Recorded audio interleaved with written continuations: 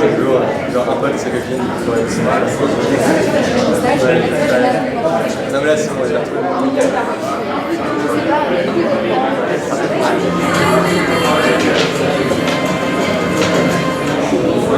Chapeau and two. It works. Now.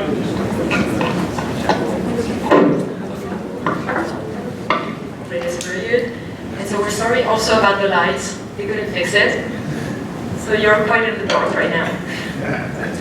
But we shall begin, and I think people will come. It's open, so well, hopefully they won't disturb us. Alright, so we have designed this conference to be an open discussion between lawyers and entrepreneurs, and we hope that this discussion will give you at the end an insight of how is the situation now between lawyers and entrepreneurs, and how it's going to shift to a more cooperative relationship between those two worlds.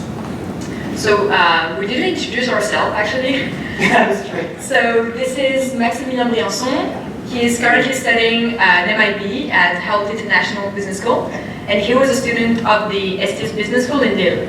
I am currently studying an LLM degree at UC Hastings, and I was a former student at La Grande École du Droit in Paris. So at the end of the panel discussion that we will have, Maximilien and I will both come up each with a solution that we'll think could empower tomorrow's generation to create new disruptive and positive technologies. So now we'll begin by a quick introduction of the panel, because we have a set of very talented entrepreneurs and lawyers, thoughtful set right now. So the first person that I will introduce is Mr. Bautista. Mr. Bautista, so we would like to thank you, because thanks to you we're able to have this venue today in Auric, which is a privilege. So Mr. Bautista is a member of Auric Boards of Director and Auric Technology Company Group. He leads the international practice connecting the Silicon Valley to Europe and Asia. He's also the advisor of Clerky.com, which is a legal tech that is actually automating work for early stage company. I'm right? He focuses in practice. He focuses in practice in emerging companies. He represents also investors and public as well as private high-tech companies. Mr. Bautista is recognized also for his work with Y Combinator, because he created the safe agreement that I guess everyone knows here. He obtained his BA in UCLA, his JD in Harvard Law School, and one of the many successful M&A transactions that you've done includes the sale of cruise automation to General Motors. This is what I've learned. And one interesting fact for us, because we're French Tech San Francisco, is that you've been a visiting scholar to the Institute of Political Studies in Paris. And so we're very lucky to have you tonight. So this is Mr. Bautista. Now let me introduce Mr. Bruce Perens. Mr. Perens is one of the founders of the open source movement in software, and he was a person to announce the term open source to the world. He also created the open source definition, which is the set of legal requirements to open source licensing, which still stands today. Mr. Perens is presently CEO of Agoram, a startup business which is producing a software-defined radio transceiver, and of legal engineering, a legal technical consultancy. Bruce Perens is also the bridge between lawyers and engineers, helping one to understand the other, and instructs engineers in how to comply with the legal requirements and how to deal with intellectual property issues in their own work, and to produce clarity for attorneys who are working on issues of computers software. Mr. Perens also has a long list of experience from senior global strategies for Linux and open source with HP, and vice president of Source Labs in there. He was involved in the creation of the field of 3D animated feature films, working for 19 years in total in the film industry as a software developer, with the last 12 of those with Pixar. And he has also been an operating system programmer at the Computer Graphics Laboratory of the New York Institute of Technology. He is the founder of No Code International, convincing the International Telecommunications Union and regulators of many nations to drop the most requirements for amateur radio licensing. Please, Mr. Perez. Thanks very much. Now I'm going to introduce, Mr. Lumeau, just next to Mr. Bautista. So, Mr. Lumeau, before being the co-founder and CEO of Concord, he worked for numerous company directors, including the company director of Free, Zavignan, and the CEO of the Aerotipe Group, which is the public transportation in France. In 2007, he joined a famous political campaign performing public policy research under the future cabinet secretary of Emmanuel Mignon. Mathieu is a graduate of the prestigious Political Studies Institute of Political Studies, better known as Sciences Politiques in Paris and HEC Paris. There is something quite unusual. You also hold a master in Japanese and international relationships from the National Institute of Oriental Languages and Civilizations. So Contract Live, now called Concord, was founded in 2013 by Mathieu and Florent Perrin. This platform makes it possible for professionals to run their contracts in the same place, from the creation, the negotiation, and the signature. And all of that with the maximum securities. And because France, French regulation, is among the strictest in the world, it's now safe to say that Concord can be implemented in any legal system in the world. So, Mr. Lumeau, everyone.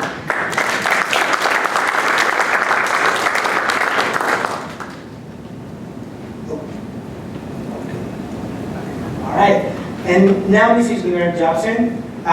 So she's a litigator of Fenwick & West Intellectual Property and Commercial Litigation Group, focusing on trademark, trade secret, copyright, and other complex commercial disputes.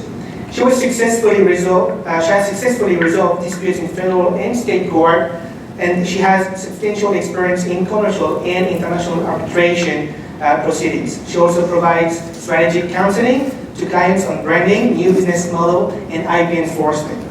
In 2013, Mrs. Jobson completed a one-year secondment in Paris, France, with the IP litigation group of Allen & Overy LLP, a leading global firm, with whom Fenwick & West has a strategic relationship.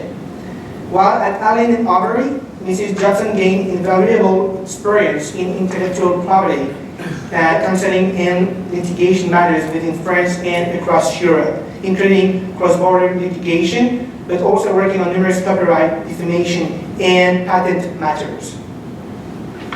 Mrs. Jobson. Now, last but not least, I'm going to introduce to you a panelist that has a rich experience in the law field, Mrs. David Wallace. So Mr. Wallace is now a member of the Johnson & Johnson Law Department and is primarily responsible for the day-to-day activities regarding the patent aspects of the health technologies initiatives of the enterprise. Prior to being in-house, he was a patent lawyer for Fenwick & West, just like Mrs. Johnson. And he worked as prosecuting patent applications and intellectual property counseling in a wide range of technical fields. And this is quite impressive. This includes electronics, computer software, medical devices, and also financial products. He also earned successfully his JD at the University of Santa Clara. So he's local, let's say. So thank you very much for all the panelists to be there. It's really important, and so thank you very much.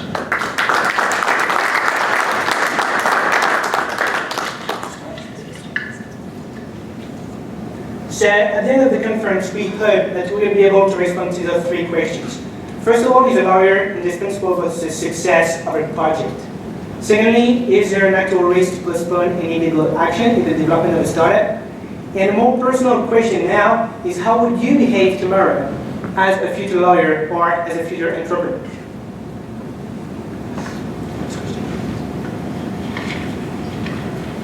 So now we move to the first question.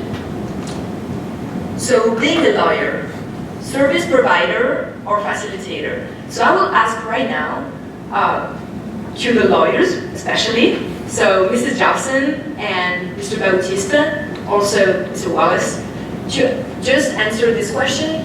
How would you define yourself first and foremost? So any one of you who wants to start?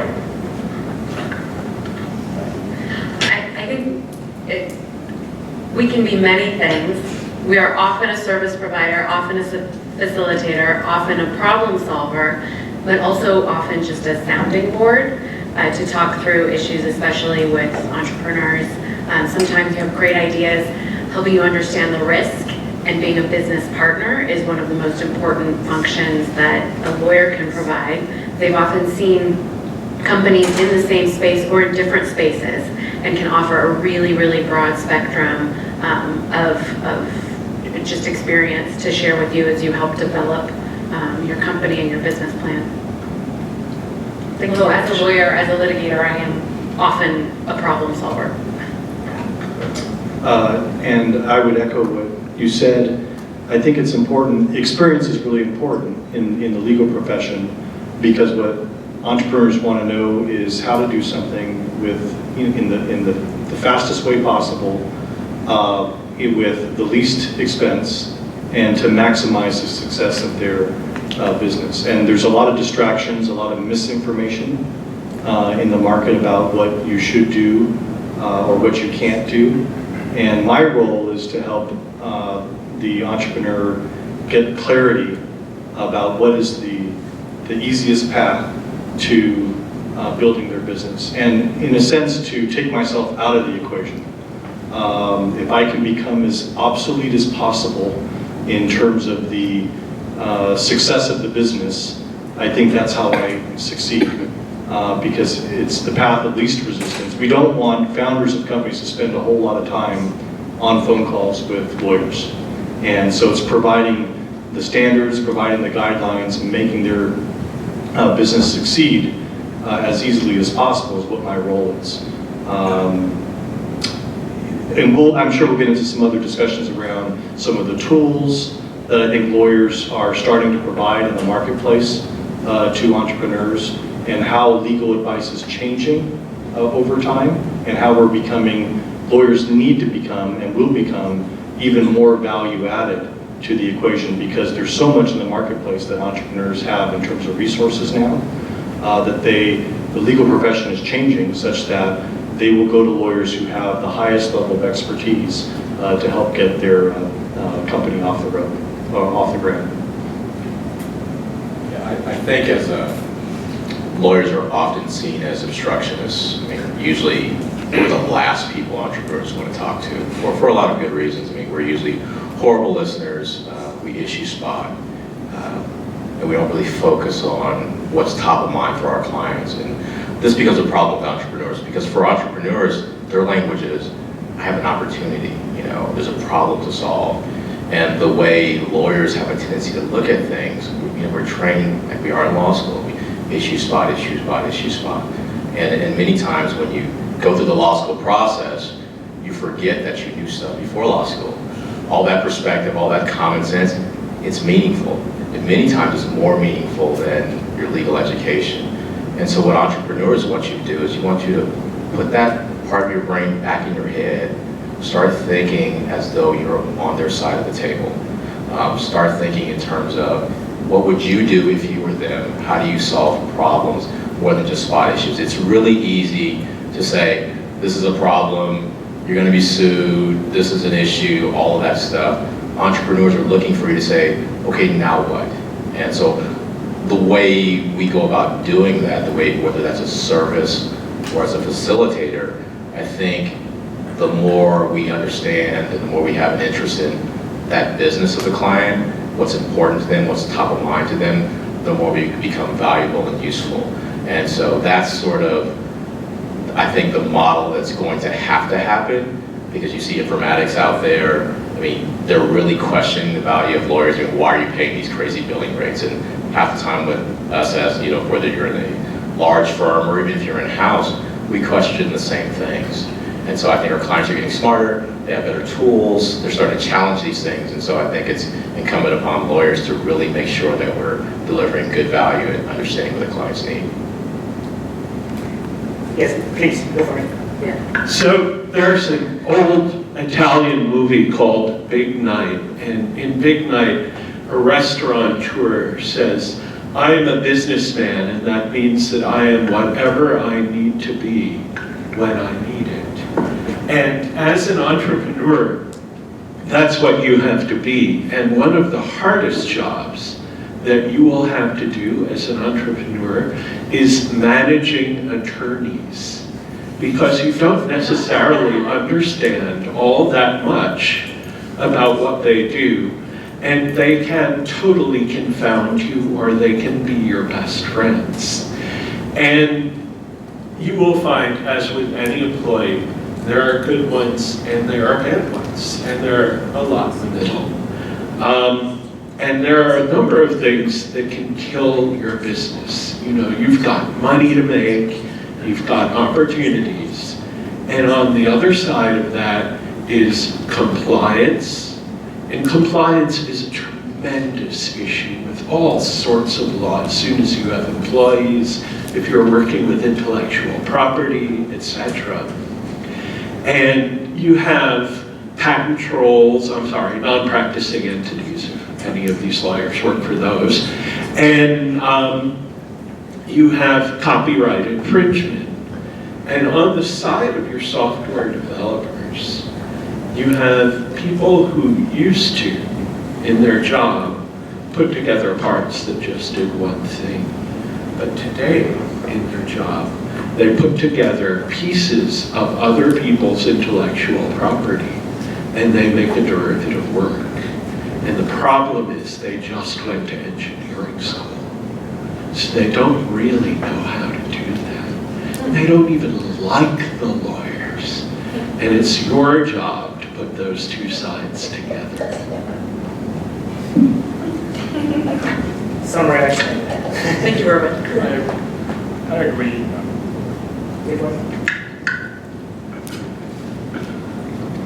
I agree, there is bad lawyers and there are good lawyers. And basically when you're a bad lawyer, you are at best a service provider, or more probably you're just a vendor of a company. A good lawyer is a facilitator, for sure. And so personally, as an entrepreneur, I don't expect from my lawyers to know the law. Well, obviously I do, but that's what they studied. The value of a lawyer is not about the law itself, it's about the practice. It's about what actually happens, what it means to negotiate a contract, what it means to, when you work, for instance, on fundraising, there's a lot of different things you can do, a lot of things you can negotiate. It's not about what's legal, it's about what's the use in a specific environment. And that's what a good lawyer is about, telling you you can do that. If you do, you're going to have that problem probably in 5 years from now. So if you just look basically for the knowledge of the law, probably in the next few years, the legal tech will definitely help you there, and the value of lawyers, of bad lawyers, will clearly start to diminish. I think good lawyers is about giving you advice about your business.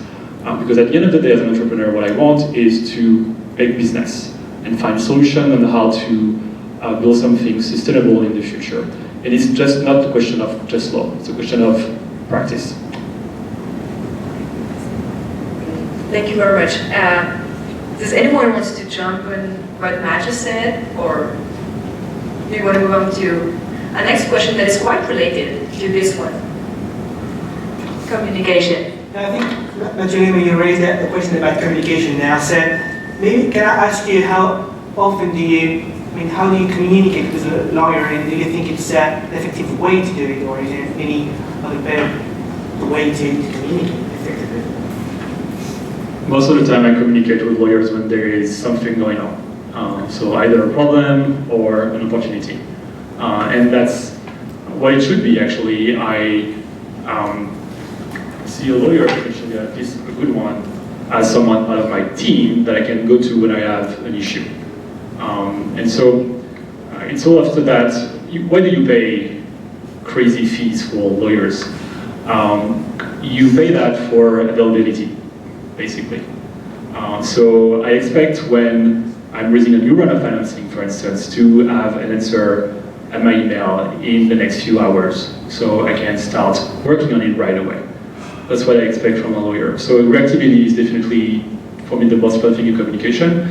And then it's about being able to talk on the same level. A good lawyer for me is not someone that's going to talk law to me. If I wanted to talk law, I would probably go study law myself. I don't need that. What I need is business. I trust them to do their job on the law part. It's exactly the same thing when you work with your own team in a way.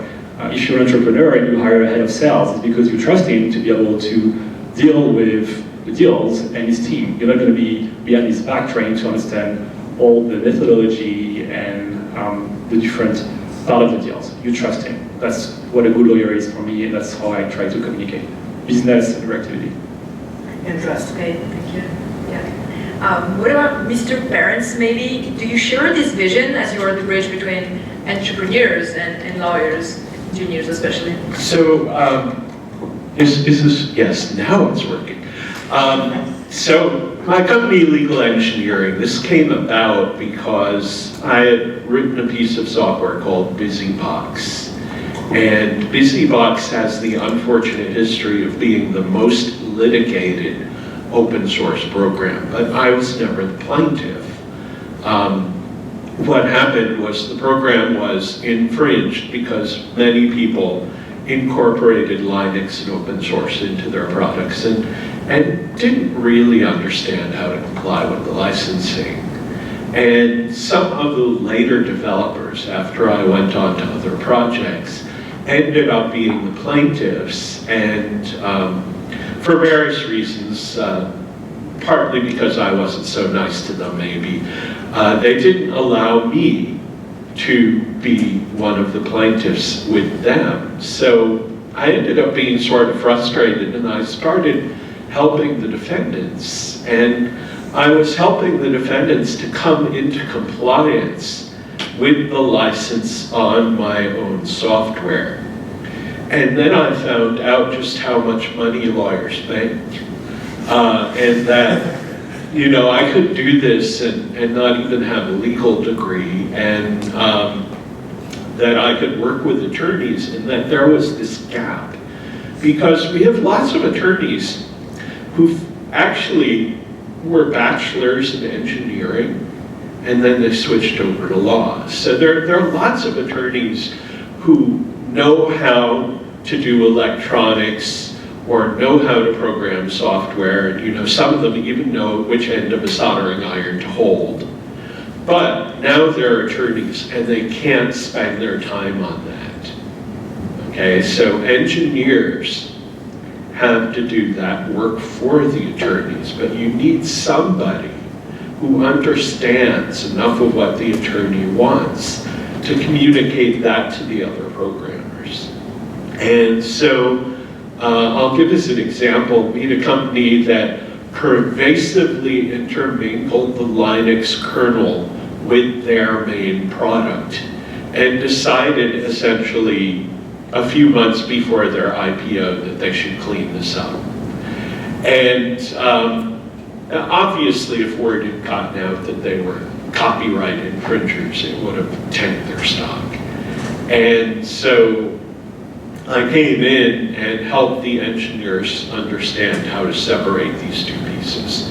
They didn't have to give away any of their proprietary software, and they ended up in compliance with all of the licenses on Linux and other open source software that they were using.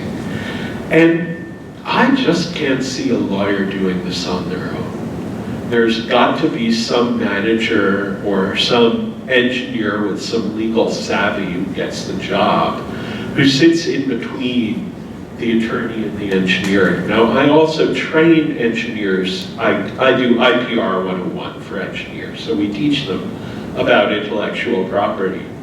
So we start with why lawyers have a right to live. Okay, because you really do have to explain this to a lot of computer programmers, and they start out with a resentment of everything law and legal. And then we go into what's civil and criminal and what is work for hire, and 4 hours later, we actually get to how to comply with an open source license. So there is a communications gap, and I understand how I solve it, and I understand how the law firms that I work with solve it, but I couldn't tell you how anyone else does it, at least efficiently. So as an outside counsel, I am often called upon in an emergency. I'm a litigator, you've gotten sued and you don't know what to do, and you're usually panicking. So obviously responsiveness is hugely important, and that's sort of one of the key first things you have to do as an attorney is to be responsive. But I think one of the most important things that entrepreneurs can do is, outside the context of an emergency, is to just take even a little bit of time to talk with your attorneys so that when you do have an emergency, we have a greater understanding of where you're coming from, and we can get to the solution and we can get to being productive most quickly. I think it takes just a little bit of time and effort, but it really smooths things forward when you are in a situation where you need something and you need it fast. You're helping us as attorneys who generally, unless you're a terrible attorney, want to do a good job and provide good legal advice and help your clients succeed. And that's just a sort of a practical thing. If you see your lawyer on the street, say hi. It'll help us solve your problem when you're really in an emergency at midnight on a Friday.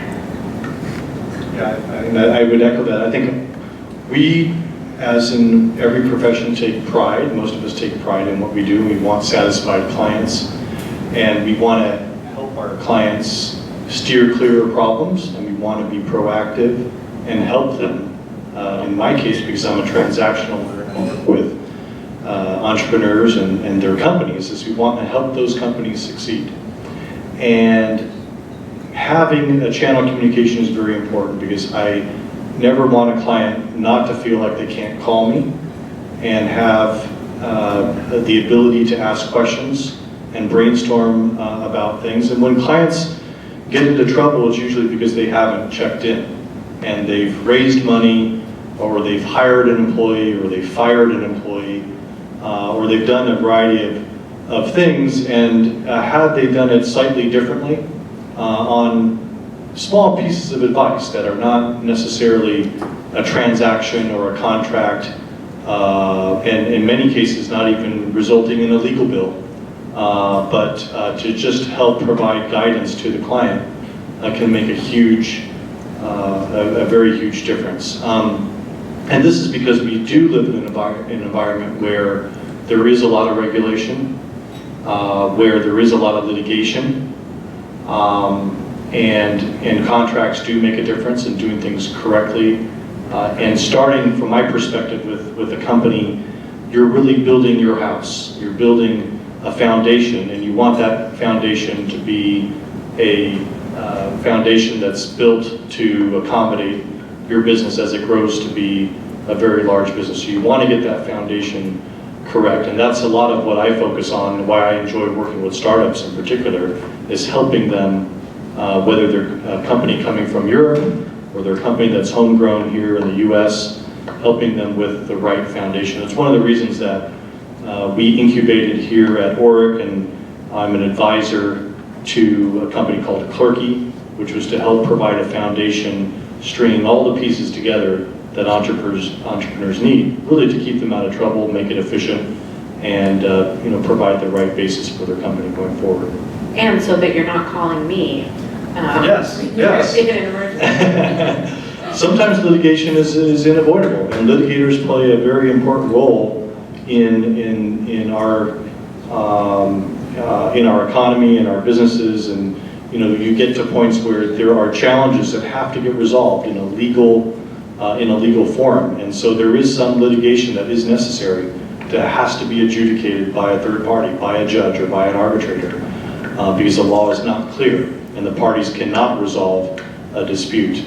But there's also litigation that's avoidable because there was a mismatch of expectations, because things were not cleared up front between the parties. You see this happen a lot in the employment context, where there's a mismatch of expectations about the employee's contract, about their role in the company. You see that in the investor context, where companies did not inform investors about the prospects of their company. And these are avoidable problems. And that's the kind of litigation I like to believe that I'm helping my clients avoid. I just wanted to respond to that for a moment. I think as a business person or an entrepreneur, any time that you find yourself in the position of providing a precedental case, you've already lost, because it's going to cost you $5 million to get there.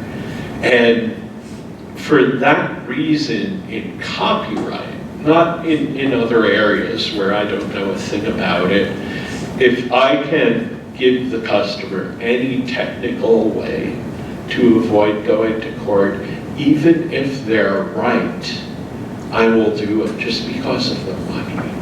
I, as a litigator and as a copyright litigator, would vehemently disagree in many occasions. I will say that I spend a lot of time counseling people on how to avoid litigation, and one of the conversations is this a fight you want to fight? And sometimes it is, and sometimes it's worth it, and when it's worth it, you want your best people behind you, and you want to fight, but you have to want to fight, and that's one of the conversations that I think comes from open communication and comes from having a relationship with your attorney, so that you can talk frankly about what's the risk, what's at stake, and how much do I want to fight. If you don't want to fight, your litigators together with your other attorneys can often help you get out of it and avoid it. But there are some fights worth fighting. Yeah, the nice thing about this panel is the perspective. So you see Guinevere on one end, which is, oh hell, great, we got a problem. All the way at the other end, you have transactional stuff, which is kind of where I'm at as well. The most important part of communication, and I think that really helps out quite a bit, is really allowing the lawyer to better understand the context of what's happening. When we get that, we have a better way of helping you avoid going with Guinevere if you don't have to. And so a lot of this is just us understanding just the perspective. You know, what you want to do as a company. We realize everyone's moving fast and furious and all that sort of stuff. So the time to engage us is when those things are happening. A lot of times we can spot issues before they arise, before the phone calls, before the demand letters and those things. So as echoed, as all the panelists here have said, you really want to have a relationship. I mean, we are part of the team and not someone, you know, you call when things go wrong. So the way I think to think about that is, like you would have other stakeholders that you assume that they're experts in what they do, invite the lawyer, get to know the lawyer, let the lawyer understand what's going on with the business, and that way we're in a better position to avoid a lot of the issues. Okay, well, thank you very much. Actually, on what Mr. Bautista said about meeting others' expectations, this is actually the next topic. So, meeting both entrepreneurs and lawyers' interests. So, Mr. Bautista, you told us what you think of this issue of how could you be able to just know what the entrepreneur wants and how could you solve it. So, you can just talk from both perspectives as being a lawyer, and what do you think you could do, or what are you expecting actually from an entrepreneur? Well, let me give you an example. You know, one of the first things that entrepreneurs are doing is raising money, right? And they have a community of investors. They're also trying to raise money from investors that they don't know. And for first-time entrepreneurs, it's a very foreign process. How do I raise money? How much is it going to cost me? How long is it going to take? And so simplifying the process is something that we focused a lot on, and was one of the... It just goes on and off by itself. Okay, it was one of the ideas behind how to help companies raise money quickly and efficiently. There's the idea behind the SAFE, Simple Agreement for Equity. So with that agreement, which is a convertible equity security, we help close the gap between entrepreneurs' expectations in terms of, look, I simply want to raise money quickly. I want to be able to determine what the valuation of that money is. I don't want a whole lot of legal documentation. I don't want to negotiate all the rights of preferred stock right now. The investors' expectations were, I'm a seed investor in a company. I am. Do you want to switch? My one does it too. Okay. And everyone else. Yours is the best. Okay, so I'm an investor in a company. I'm willing to risk capital. I don't need to, as an investor, I don't need to go negotiate all the rights of my preferred stock right now. I want to set a valuation for my investment. So you had two parties. You had companies and you had investors basically on the same page. They wanted to keep things simple. And over time in the Valley, you know, these forms got developed that were very, very complex forms for preferred stock financings. So we took a step back and said, how do we simplify this? And that was the reason for the simple agreement for equity, which was basically putting, you know, entrepreneurs and investors on the same side, making it easy for them to reach agreement, and postponing a lot of the negotiation to the future financing round. So, and I'm happy to report that I think most companies now, or early stage companies, raise capital using the SAFE. Billions of dollars have gone into companies using that instrument. And I continue to hear success stories about it, and it's worked out well in terms of being the first step of departure for entrepreneurs. Ultimately, they get to venture round, but the SAFE has been a very easy mechanism for them to raise capital. So it's just one example of trying to meet the expectations, not only of the client, but of the client's business, which are, in that case, getting an investment round done with early stage investors. I agree with what John just said. What is the lawyer's interest at the end of the day? Well, law firms are not charities. It's a business, it's a company, and so what they want is exactly the same thing that I want. Happy customers, because happy customers pay more, and we all know that the most expensive thing usually is to acquire a customer, especially for law firms. When you have an happy customer, usually you'll be able to work with them for a long time. And I think the example of the SAFE is actually interesting, because in a way, by building the SAFE, you kind of actually reduce the hours you could bill to all these companies. But I think it's a clever move, because that way, we use the SAFE ourselves in the company at Concord. We were able to start our company in a simpler way, in the fastest way, and it's beneficial for us in the long term. And I assume it's also beneficial for our lawyers, because that way they have a company that they will be able to work with for hopefully 5, 10, 20 years. So at the end of the day, lawyers and entrepreneurs, it's a business relationship. And I do believe that you can try to kind of screw over your customers if you want, but you'll be able to do that for a few times, and then people will just know. And so if you want to build something long-term, you have some time to maybe renounce that short win you could have, that big bill you could send, to try to build that long-term relationship, and make sure that the entrepreneur will have the feeling that their lawyers have actually their back, which is the most important thing for me with my law firm, and I believe that my own customers at Concord, I hope that's what they also feel about my company. Want me to go here? So I'm kind of taking the position here of the entrepreneur and their funders who are often faced with this sort of decision. So say you have an idea and you price out what it costs to develop the technology, and you arrive at, well, I can develop my product and go to market for $5 billion in engineering facilities, etc.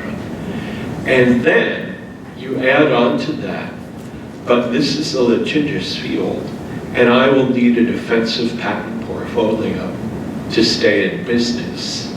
And it's going to cost me perhaps $10 million to execute and file all of those patents, besides having engineers whose main job is just to think of things to invent.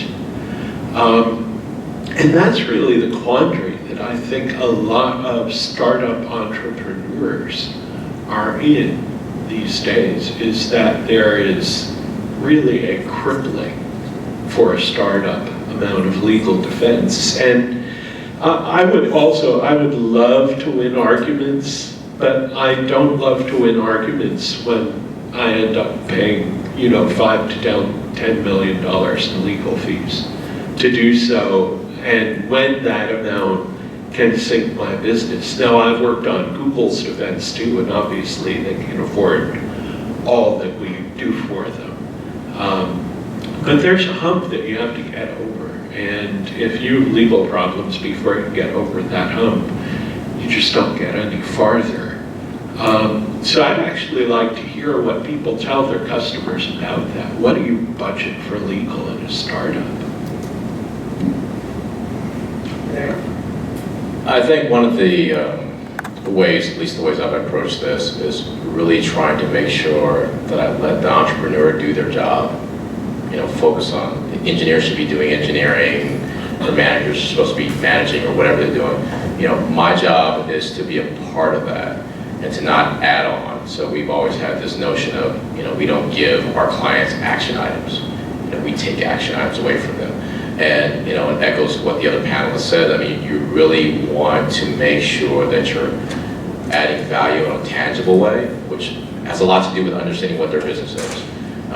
A lot of it, you need to understand what are the goals of your entrepreneur. Because oftentimes they're moving so fast and frenetically that they may miss issues that you're in a unique perspective and have unique information and insight to actually help guide them in ways they probably had not thought of. So you're not just simply the firefighter, but it's really trying to make sure that you meet all their business expectations, know what they want to do as a business, what their goals are, and try your best to exceed those, but there's no shortcut to that. You really have to be a part of what they're doing. I have a quick, super practical point and looking at this, meeting both entrepreneurs and lawyers' interests. I'll echo what everyone said, is that as an attorney, it's my interest to make sure that my client is happy. One of the simplest things that I've done with clients in the past is ask, how can I make you happy, or how can I help you with your job? And in some of those conversations, it comes down to the nitty-gritty and the very basic, how do you like to be communicated with? I have some clients that are big institutional companies that have sort of 25-page descriptions of how they expect their outside counsel to operate, and we can do that. We adapt to what you want and your expectations are. I also have clients that are at startups. They prefer to text, and they want to hear from me every time they have an update. And so there are some clients that I text 3 times a day. Other clients expect a formal PDF written memorandum. And because the expectations vary so much, sometimes it's just as simple as an attorney asking, or as an entrepreneur, as a client, just saying, hey, this is my preference. And usually your lawyer will do their best to give you what you ask for. And that can smooth things out really well. Thank you very much. So now next topic is more about this cross-disciplinary expertise, because we understand that to meet the expectations, lawyers need to understand on what kind of business they're working on, and the same way around, entrepreneurs need to know what are the legal steps. So as lawyers, do you feel limited in the practice of the law because you have this small gap of knowledge to understand the business model of the entrepreneur that could help you moving forward? I'll jump on that one. So I became a lawyer, 2010, so this wasn't my first career. So this is a little, I appreciate this question because for me, I was an engineer at HP for a long time. I did a couple of startups. I was a sales guy, I was a marketing guy. That perspective helps me a lot in law because I can sort of relate to a lot of the different folks that I speak with. That allows me to put myself in, if it was a COO, CLO, a regular line engineer, or what have you, it's much easier to understand fundamentally what they're going through, what keeps them up at night, and that allows you as a lawyer to kind of get some insight as to what's not being articulated. The most difficult thing that you'll find about being a lawyer, and this drives entrepreneurs crazy, is that entrepreneurs don't always tell you what the hell is going on, and they expect you to kind of guess and figure things out because that's the language that they're used to working with their counterparts. They don't have to fill in all the gaps. And for lawyers, we need sort of all the gaps in order to understand, okay, these are the issues. So to the extent that you can get experience outside of law, how you bring that in, this goes back to what you do before law school, that helps a lot to fill those gaps. And those gaps allow you to ask better questions, allow you to be a better service provider for your clients. I wholeheartedly agree with that. I worked in retail, I worked in hospitality before becoming a lawyer, and that certainly provides me with a little bit more of a gap, but and the ability to ask questions. And I would say as an entrepreneur, the entrepreneurs that I work really effectively with are ones who are just take a little bit of time to answer my questions because that helps fill in those blanks. The environment now from the legal perspective is a lot more complex than it used to be, and what is happening in the legal profession has happened in other professions is much more focus around expertise.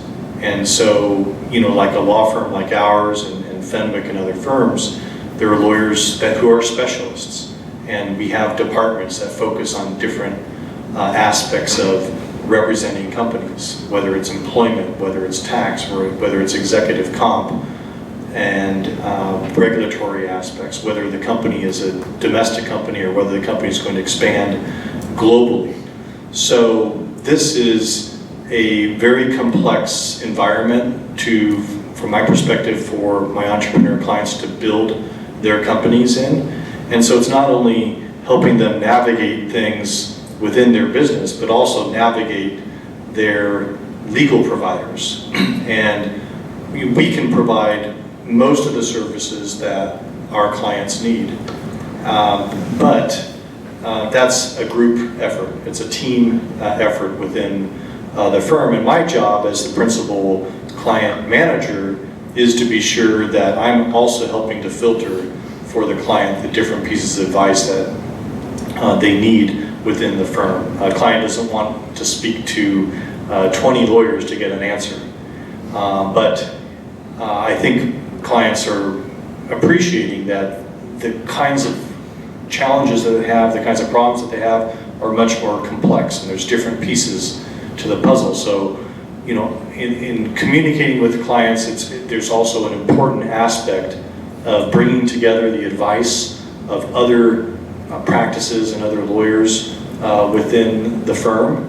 And, you know, I can deliver, in many cases, the results that they need and the answers that they need, but that is the result of quite a bit of communication, even with myself and the other lawyers within the firm, to help deliver the right advice to the client. So this is what's happened in our environment.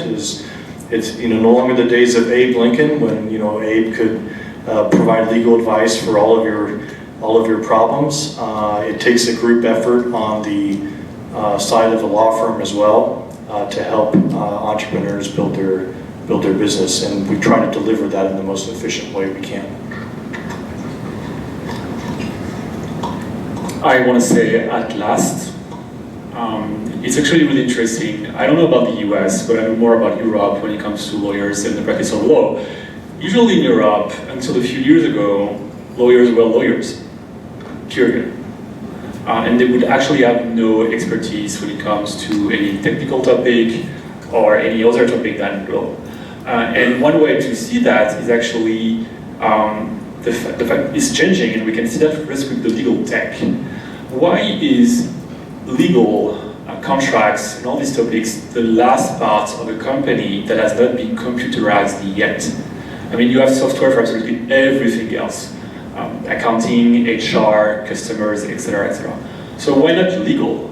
Well, I'm not the legal tech, and so I ask myself a lot of that question. And the reason is because engineers, lawyers, not the same people. engineers usually don't really have a lot of consideration for law.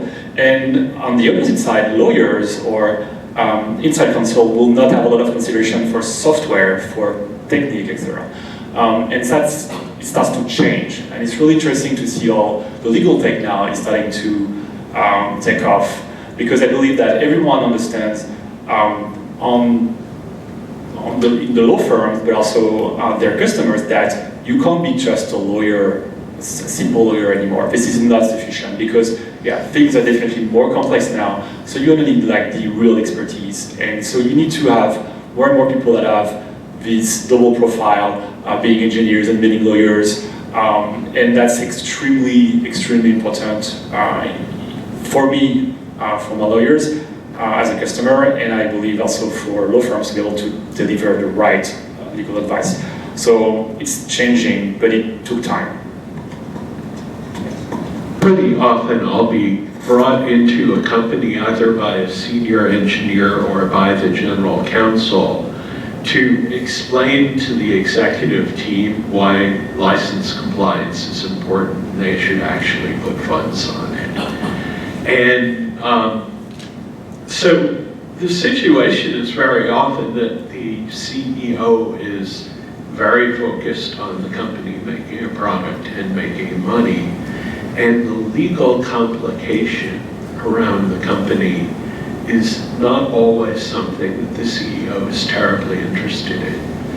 And so I can't give you their name, obviously, but there is a public company where the general counsel brought me in under the table because the CEO would not allocate funds for it. We worked for the first 6 months on convincing the executive team that there was a problem worth solving. And during that time, we were also helping to solve the problem. So there's a very broad spectrum of people who just go into business and would like to not have the legal problems. And that gets back to, well, how can you make me happy? Make all these problems just go away. It's not realistic, but that is still the attitude that we have in a good deal of the C-suite. And to jump on just what Mathieu said, do you think it could be all the way around as well, like for entrepreneurs to understand law and not just for lawyers to understand the business? What do you think about that?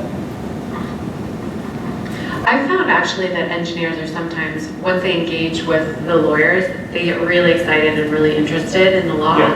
And sometimes, you have to get over a hill. Yeah, and that's again just sort of talking with people and providing context to each other. Like, help me understand how the product that you're being sued over fits into the bigger business plan, fits into this industry, helps consumers solve a particular problem, but also for me, taking the time to explain to an engineer who I'm preparing for his or her deposition the next day, how does the deposition fit into the litigation? How does the legal issue here fit into the bigger picture of the industry and the policy world that you as a company are operating into? And that is sometimes just a really interesting and fruitful exchange that leads to a better day for both of us, and just a more positive engagement between the outside attorney and the client, who's really the person who's being subjected to, in my case, usually a litigation. Well, the truth is, parsing a contract is not very much unlike what a programmer does. That's right, And it takes some time to get there until they understand that. To answer your question about should entrepreneurs know about law, they don't have the time. And the problem with law is law changes absolutely every day. And so you just don't have the time to do that. That being said, something that the entrepreneur should do is to understand the principle of law. And so I studied, for example, a lot of public law in France and international law. And when you start just understanding how it works, you also start understanding that law is not just a principle. It's a relationship of strength. It's a negotiation. When you look at international law, it's extremely clear. It's not because the US signed a treaty that they're going to actually go and apply it. They should not, they're not supposed to get away from it, but they can still do it if they want. And that's the thing about business, especially when it comes to litigation. It's not about what's legal, it's about what can you actually do. Yes, one of your customers did something that they're not supposed to do. Are you going to sue them? Does it worth it? And so I think it's more about that. I think it's about trying to debunk what law is about, making sure that it's not just a book that we're going to try to apply. I understand what you can actually do to sometimes apply differently the law, sometimes being able to make consciously the choice to not respect the law. I'm not from my company, obviously, but I don't know, like if the founders of YouTube had decided from the beginning to respect the law, I'm pretty sure there would not be any YouTube right now. The only thing is, what a good entrepreneur should be able to do is to make a conscious decision, knowing that, okay, this is what the law is about, this is what I can do, this is what I'm at risk, this is what I'm okay with in terms of business. So it's more about the principle in general than the law itself. Great point. And thanks, Matthew. And I wanted to pick up on one of the topics that Matthew was talking about, which is I don't think the entrepreneur needs to understand the law, spend the time doing that, but in having a conversation with their lawyers, ask the really tough questions. You know, why is it done this way? Why can't it be done a different way? And I think for a lot of lawyers, we want to have those tough questions because it helps us evolve in the legal profession. And a couple of examples are, up until just a few years ago, every company that was a private company had stock certificates. They had these physical things called stock certificates, and a lot of money was spent monitoring stock certificates and finding lost stock certificates and having people sign affidavits and post bonds for lost stock certificates. And a whole profession grew up around stock certificate management. And we had some clients ask, why do we need to use stock certificates? And actually in Europe, they don't use stock certificates. And we found that in Delaware law, you don't need to have stock certificates. You can actually create companies without stock certificates. But collaborating with clients, we created for our clients and promulgated forms, which I think we're one of the first in the market, which is creating your company without stock certificates, uncertificated companies. And how you do that permeates various different legal forms. But that idea was actually generated by clients. Let's make this easier. And we went back and took a look at it and decided, actually there is an easier way of doing this, and let's cooperate with our clients. We heard what they were saying, and let's find a new way, a new approach to keeping track of ownership within companies. And many companies today don't have stock certificates, a lot more efficient for those companies. But that's because clients ask the tough questions. Why is it done this way, and how can it be done differently? Okay, thank you very much. To pick up on what John just said, law is changing, regulations are changing, and this is very related to what Concord is doing. We are moving forward to legal text, and especially in France, because we're here thanks to the French Tech San Francisco, we know that legal texts are the next move for the legal profession. So I would like to know, except for, we know the answer from Mr. Lumo, do you think that legal texts are a threat or actually complementary to build by dynamic lawyers? I think they're a tool, and I think a lot of lawyers are really excited to work with everything that's new. And those of us who are used to working with entrepreneurs and used to working with technology, that's one of the exciting things, is that we like new, we like flexible, and I think there's positive to be had all around.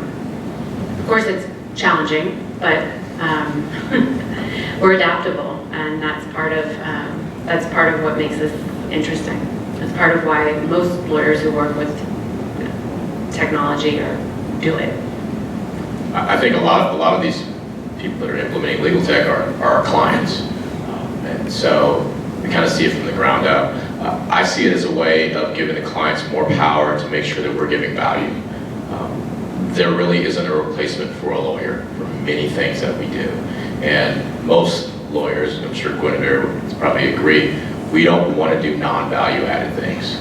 It's difficult for those of us who actually send bills to clients, which is one of the most horrible things you have to do as a lawyer, because you have to justify why you just charge somebody $610 an hour to spend 4 hours doing this, and it didn't seem like it generated much of a result. So we were encouraged and happy to have complementary services that allow us to provide real value. That the clients are happy, we're happy, and it frees us up to do things that we should be doing. So in the open source compliance world, there are two main tools and two companies that make them, which are Black Duck and Panelists. And both of these do the same job. They scan for potential infringement. They tell you about it. Well, they're software with a certain license here. And then the companies that make these things actually try to sell you a great deal of services interpreting the output of their programs, because their programs are totally rife with false positives, etc. And I find in the software business, if you ask people, well, what are you doing about keeping your software separate from open source? They'll say something like, well, we run Black Duck or we run Panelists, as if it were a lawyer in a box. Okay, because that may tell them something, but having been told that, they still don't know what to do.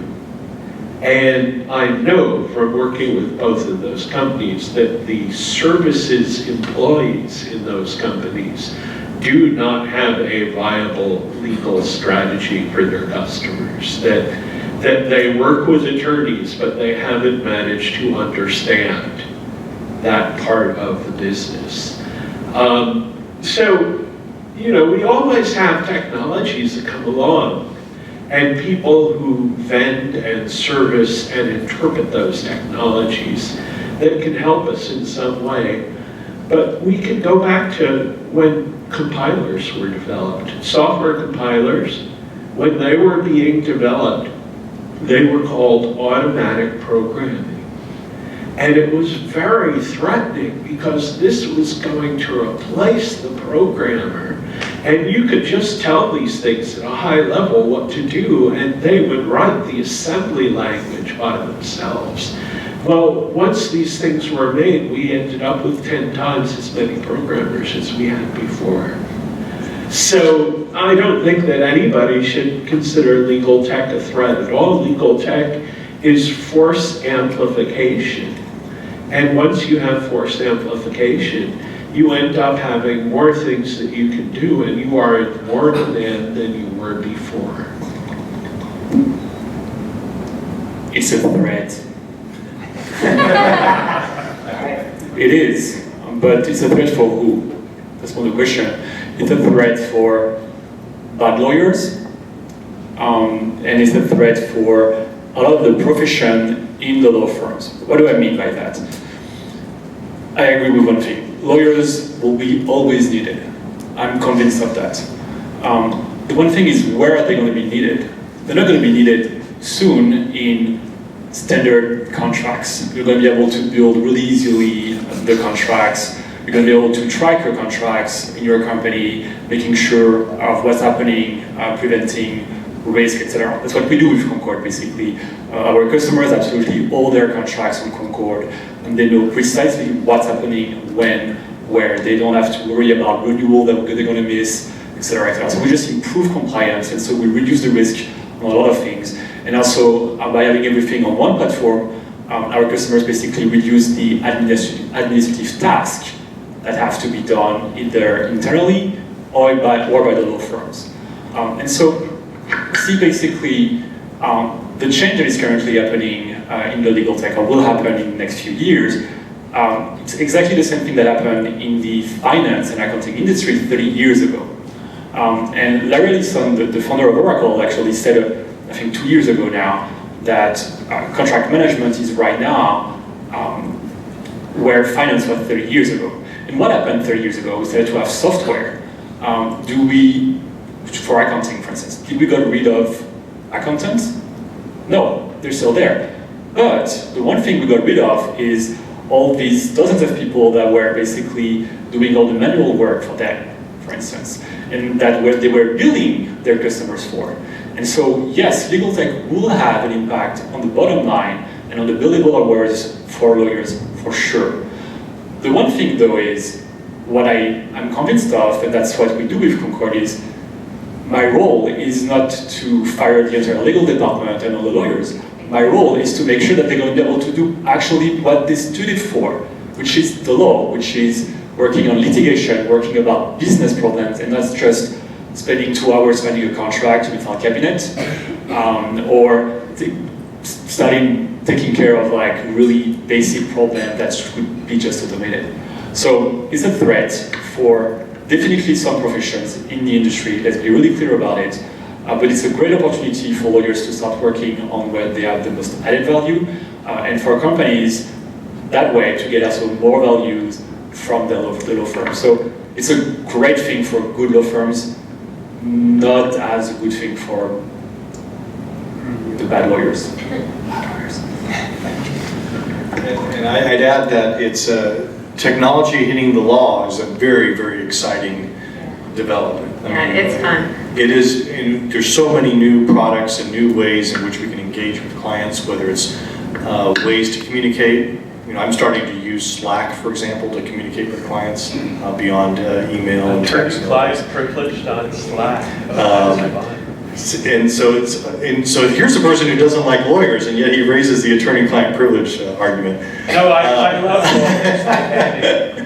lawyers. So using technology is something that our profession is embracing, I think, and it's, as Matthew said, software is hitting the legal profession. We're going to see lots of changes, but what it enables us to do is to provide value-added services, and that's truly what I think lawyers want to do. They want to be valuable in the equation with their clients. They don't want to do rudimentary things that can be done more efficiently by software. So it is a threat in the sense that we have to adopt, but it's also an incredibly exciting time to be a lawyer and to be able to apply technology to how we're practicing law and how we're communicating with clients. Thank you very much. So this is actually the end of this very interesting panel discussion. So thank you very much for our panel. Right now we're going to have the last part of this conference, which is going to be pitching for a new generation, which means that we were pretty interested while doing this conference on knowing what should we do for the education of the lawyers, especially because, I mean, I'm studying law, he's studying business, but it's very interesting in law. And we were wondering how could we all come together, not just during the practice, but way before, at the time of education. So we'll both come up with a solution that we think could maybe have an impact or not. But right now, we are on Facebook Live, and I think we have to switch. So we can do like just 2-minute breaks, and we'll come back in 2 minutes for the pitch. Thank you very much. We're going to start again with pitches for new generation now. So everyone will come back right now. Thank you very much for your first attention on the discussion. The last week with Laura, basically, at some point we just said to ourselves, sometimes we need to slow down to speed up, just to understand what is the situation. The best way to do so is really to go on the field. So that's what we did with some events in accelerators for startup to understand that situation, and one big question came out, and that is how to improve the cooperation between lawyers and entrepreneurs. And one big thing is, so what I would like to do back in France is really as part of the Catholic University of my hometown in Lille, northern France, is to work side by side with the students, but also the faculties, because the Catholic University is more than 26,000 students, with not even taking into account international students coming for 6 months or 1 year within the Erasmus program. And they are from different backgrounds, so it's business and law, of course, but also from engineering, biology, medicine, and really I would like to have all those students coming together around projects, cross-disciplinary and cross-cultural projects, hands-on, just to understand what they need to practice, but also this cross-cultural dimension, not just focus on one field of expertise anymore, because the market is really more and more demanding, and we cannot just focus on one thing today. So how would I do it? Again, it's really to strengthen the network of student associations around projects. And once I do this, is to make my way to the ISEC board. ISEC is one of the biggest student association in Europe and even in the world, promoting the potential leadership for students. That would be a great means to have that influence within the university of my hometown, and to be able then to prepare the ground to introduce the HERD Prize, which is a huge competition around social entrepreneurship around the world, and many universities from all over the place are competing against each other, and that leads 1 year, and the prize is $1 million to develop that idea. And I believe that the Catholic University is a perfect hub for entrepreneurship and to enhance the communication between law and business, but also with other fields. Because in the end, I really do believe that entrepreneurship is the key for gathering people around the same project. Because I believe also that communication is a really great problem-solving tool. And I do believe that Catholic University could be a great hub for legal adaptive innovations. In the end, really, the time is at disruption. Disruption is at action, and action is just at our hands. But I'm not the only one to have ideas about developing this. Thank you very much, Maximilian. This is me. So, we've always been taught that the new generations have the responsibility to change the world. Of course, I do believe that of the power of education to shape collaborative leaders, but what tools do we have us, the new generation, to feel gathered and not estranged because of new technologies? The first tool is obviously collaborative programs themselves. And in the law field, rethinking the model for law schools has been pursued to redefine lawyers' ability to act as positive leaders. I have to say that many faculty members proudly engage in building those amazing programs. I, myself, have been the witness of those changes. The first change that I have witnessed was this willingness of law school to shape lawyers that can understand each other at a global scale. And the best illustration to that is just Mr. Bautista, that knows how to interact and connect the Silicon Valley to Europe and Asia. So in the education prospects, we have amazing programs that can train us to become lawyers like Mr. Bautista. In France, we have La Grande École du Droit that was actually created only 4 years ago by Professor Meunier. This program focuses both on civil and common law, emphasizes young people to be creative, open-minded, but most of all to be able to ultimately correspond with foreign peers. After this program, I was actually eager to see what was happening at the other side of the Atlantic Ocean, here in San Francisco. It was while reading an article from the Harvard Business Review, a more practical model for law school, that I heard of the Startup Level Courage at UC Hastings. This program, for those who don't know, aims at creating a new generation of law students that are immersed in law firms, and thus are at the core of practice and know how to handle this crucial attorney relationship that we were talking about right now. Yes, the question I've been asking myself while designing this conference was the following. Why does it feel like these programs are not enough to build cross-disciplinary lawyers?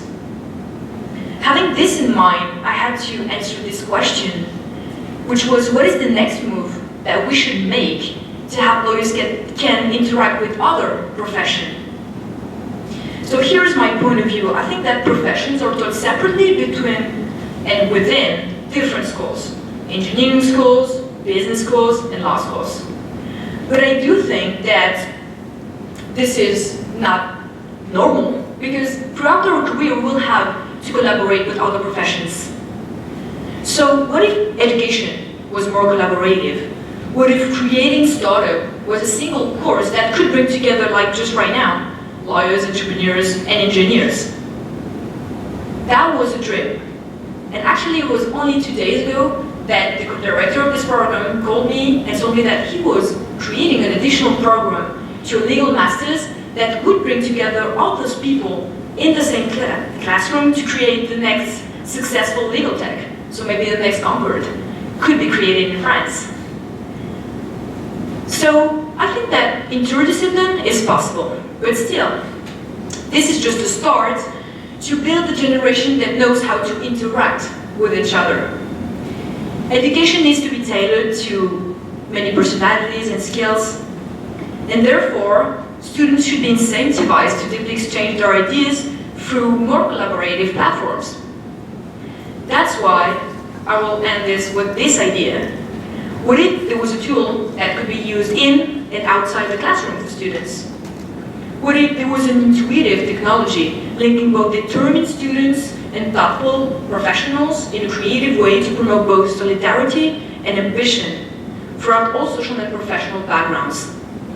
This is the question that I've been asking myself through this LLM program that I'm doing with my startup partner, Mathieu Mestre, who is actually not here right now because he's studying at McGill University. And so we were thinking about this next EdTech solution that we could provide.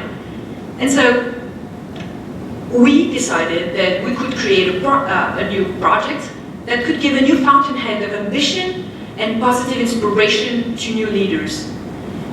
We want our project to represent a milestone, bringing cross-discipline and collaborative tools through the use of new disruptive technologies.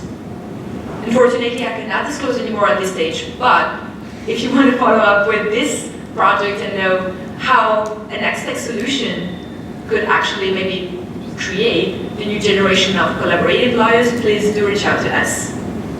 So I will just end by saying that if only one man can change the world, what the impact of an entire generation working hand in hand could become. Thank you very much.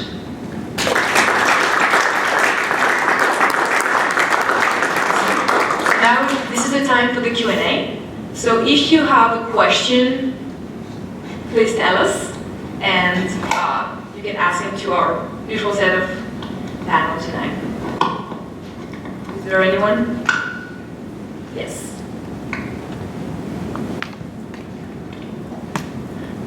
I was wondering, as an entrepreneur, the legal regulation, especially in other countries outside of the United States, especially for Europe, as we all know, it's highly regulated.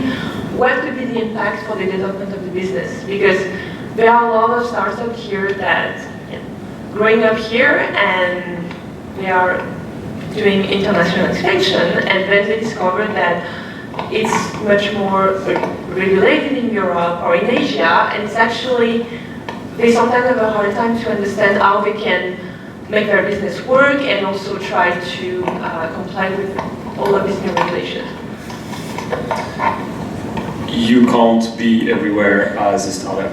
This is just not possible. So my first answer would be focus on one market and just do that. Then you obviously businesses that just per nature will be used in all the countries of the world, which is typically the case of Concord. We have 65,000 companies that have used Concord so far in 130 countries.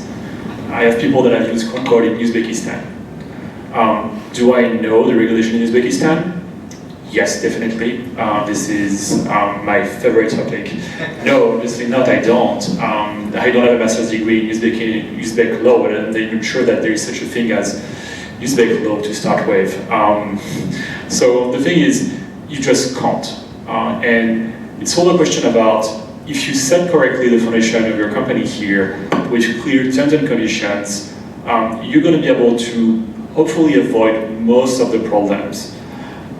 That being said, you can have all the foundations you want here. Some countries, France is one of them, will still want to apply you some regulation that they have, considering that some of the clauses you would have in your terms and conditions are against the interest of the consumer, and so you will have to deal with that.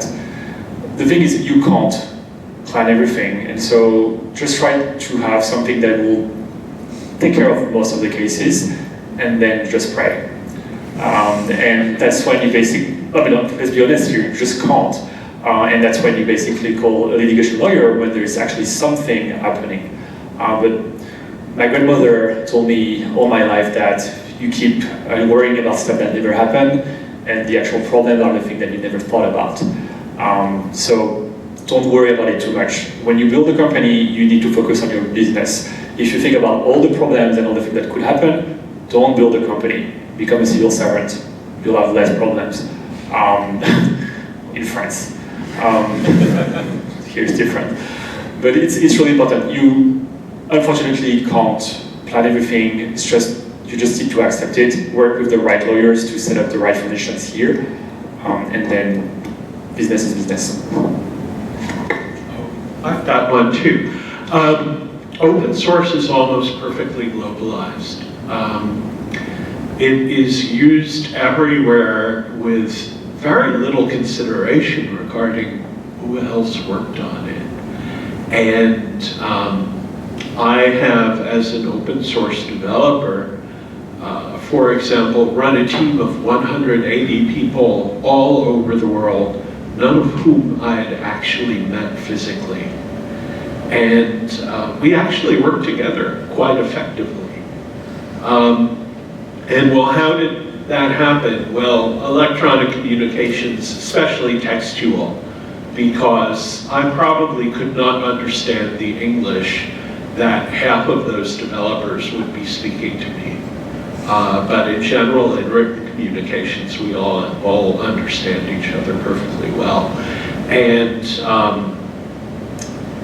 the fact that we took the money out of the equation was really the other side of it. And talking to the United States government, talking to any organization where there are just piles and piles of regulation, you say to them, well, what would your life be like if you could just download the software without going through all of the purchasing process and it just worked?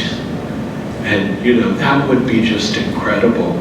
So I think there's still a lot of room for people to look at, well, why did it work for open source, and how can I make it work that way for me?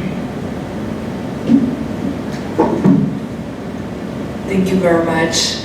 Is there any other question for the panel right now? Yes? Okay. Perfect, thank you. I just question both for lawyers and entrepreneurs.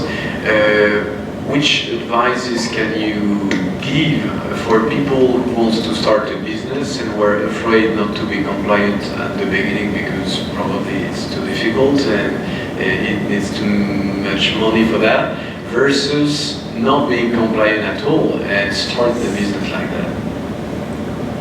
Oh, someone else take that. Well, I would not intentionally start a business that's not compliant, because it will make your life difficult, make the life difficult of your investors. It introduces all kinds of risks for your business. So I think the challenge is find a way to build a business that is compliant in the easiest way, in which you won't encounter. You create other barriers of entry in the way that you're creating your business. There are other businesses that are completely compliant, and they decide to use regulation on their side. And many times those businesses require more capital, If you're going to build a business like a company like Stripe, for example, and get licenses in every state, you can create a very powerful business. It's going to become very difficult for others to enter that business. So I think you have two choices. Either go the compliant route. If you go down the compliant route, it can be a very formidable business, but you have to be prepared to comply and use that as a weapon in your business. And if you choose to go down a route in an industry where there is regulation, find a way to build your business where you don't need to comply, but in a way that's legal. And in some ways, that was the open source example that we heard about just earlier, how phenomenal the open source development has been. So, but I would not recommend trying to do, a business that's somewhat compliant, because I think you'll get into trouble. At the start, I had to convince lawyers that not making money from your copyright was legal. But I can tell you the Silicon Valley software entrepreneurs' way of doing this, which I've met all too often, which is, first we'll make money, and if we make money, we'll fix the legal problems, and if we don't make money, it won't matter. I think this is true to a certain extent. I just have Zenefits in mind right now that went through a pretty bad time recently because they were not compliant and they're not done with it yet. So the first thing is, correct me if I'm wrong here, but I do not know any company that is 100% compliant in the first place. I mean, just take Apple and Samsung. Why are they fighting all the time? It seems clearly that there is a problem somewhere. And the thing is, law is not black or white. You can interpret things, etc. So there is no such thing as perfect compliance. And so the thing is, don't try to have that for your own company either. So it's obviously about making your best, but you're going to miss things. Do not build a company where you do something clearly illegal, because you will get caught. And when it's clearly illegal, as an entrepreneur, you actually carry the risk as a person, not just as the company. So be careful with that. That being said, there is sometimes things that you have to choose in a company between trying to be compliant and business decision. And you take a risk about it.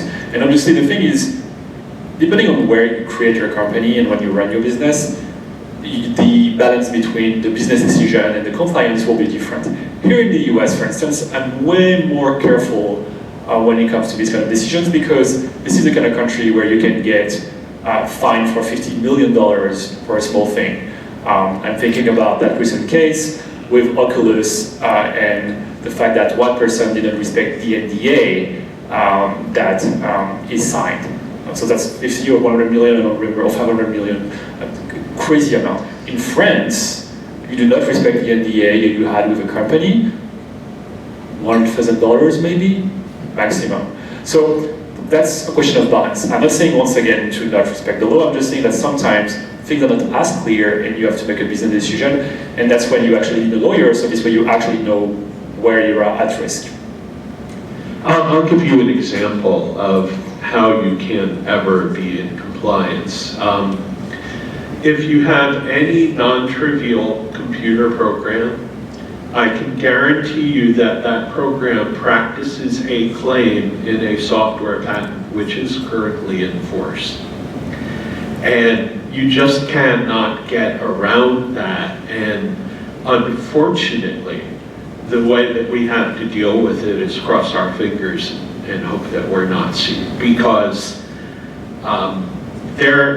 you are never safe. You can never complete enough software patent searches to actually know what patents are practiced in your software, and it's just a matter of who decides to sue you and who does not. Thank you very much. It's not working anymore? I don't have much. Wow. Thank you very much for your attention and for your participation. That was really interesting and really thoughtful. and we could have imagined Yeah. discussion. Yeah, thank you very much. We would just like to thank Arik for organizing and hosting this venue, and Reza Malikzadeh, that is unfortunately in France, but is the proud representative of French Tech San Francisco. So thank you very much to each and every person in this panel, and for the person that followed us on the live Facebook, and everyone here. Thank you very much. Thank you.